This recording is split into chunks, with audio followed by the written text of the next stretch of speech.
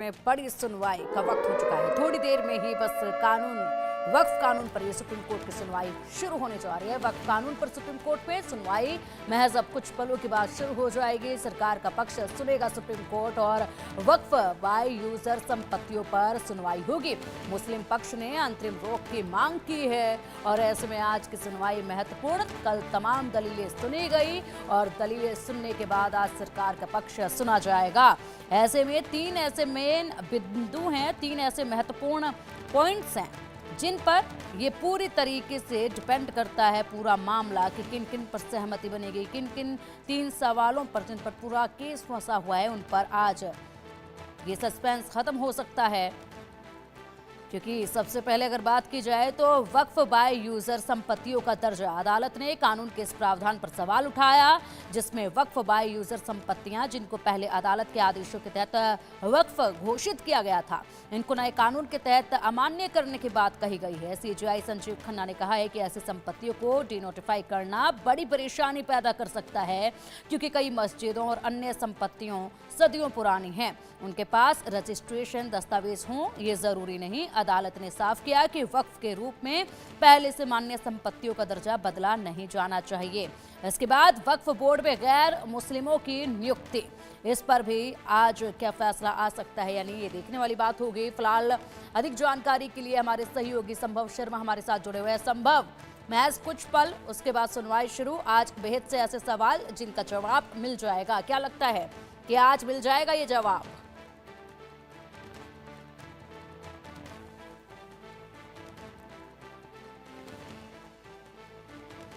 हमारे सहयोगी संभव का रुख करेंगे जो कि सीधा सुप्रीम कोर्ट के सामने से हमें तमाम ताज़ा अपडेट्स देंगे और सुनवाई के हर पहलू पर नज़र भी डालते रहेंगे।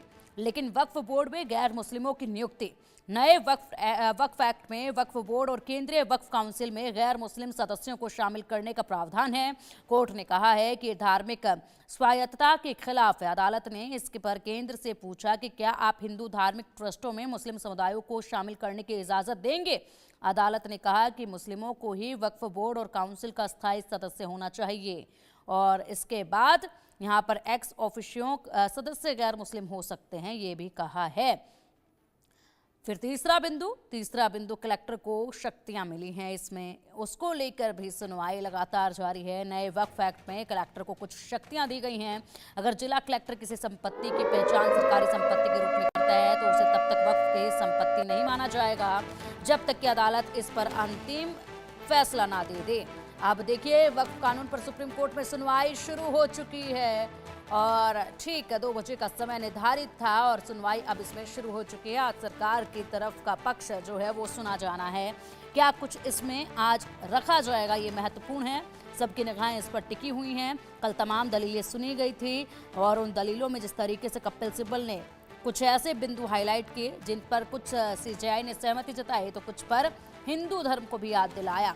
अब ऐसे में हमारे सहयोगी संभव लगातार सुप्रीम कोर्ट के सामने से जुड़े हुए हैं जो कि तमाम अपडेट्स देंगे। संभव, सुनवाई शुरू हो चुकी है, महत्वपूर्ण सवाल हैं जिनके जवाब आज मिलने बाकी हैं। जी बिल्कुल, देखिए जिस तरह से उम्मीद जताई जा रही थी बिल्कुल वैसे ही सेकंड डे 2 की हियरिंग सुप्रीम कोर्ट में शुरू हो चुकी है। Chief justice of India Sanjeev Khanna की ये बेंच सुनवाई कर रही है। 3 जजेस की ये बेंच मामले को सुन रही है और आज उम्मीद है कि कोई इंटरिम ऑर्डर भी आ सकता है। जिस तरह से एक हिंट की गई थी, दिया गया था सुप्रीम कोर्ट के द्वारा, तो यहाँ पर ये देखना महत्वपूर्ण होगा क्या कोई ऑर्डर सुप्रीम कोर्ट की तरफ से आता है, क्योंकि सेक्शन 9 जो इस वक्फ कानून का है उसको लेके कई सवाल खड़े किए थे सुप्रीम कोर्ट की bench, chief justice of India Sanjeev Khanna की बेंच ने।